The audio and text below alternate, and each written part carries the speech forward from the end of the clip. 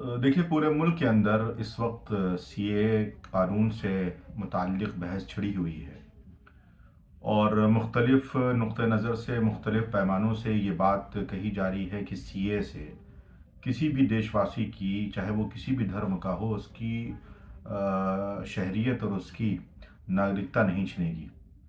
देखिए, हमें इस पर कोई एतराज़ नहीं है कि अगर मुल्क में कोई ऐसा कानून आता है कि जिससे किसी की भी शहरियत को कोई नुकसान नहीं पहुंचता है, किसी भी हिंदुस्तानी से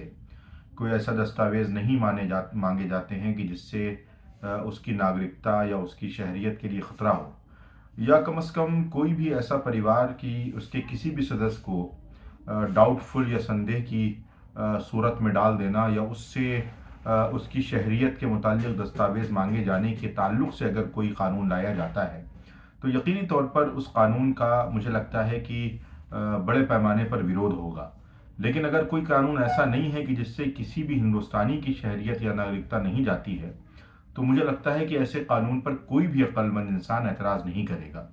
सीए हो या इस जैसे कोई भी कानून हो, जब तक उसका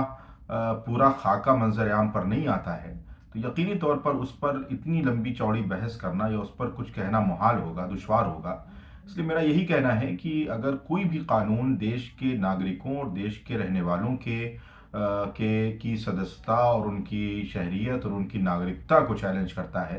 तो यकीनी तौर पर उस कानून पर शक और शुबा ज़रूर कायम किया जा सकता है। लेकिन अगर कोई कानून ऐसा नहीं है कि जिसमें किसी की शहरियत को कोई नुकसान होता है, तो उस पर एतराज़ करने का कोई वाजिब हक़ नहीं है।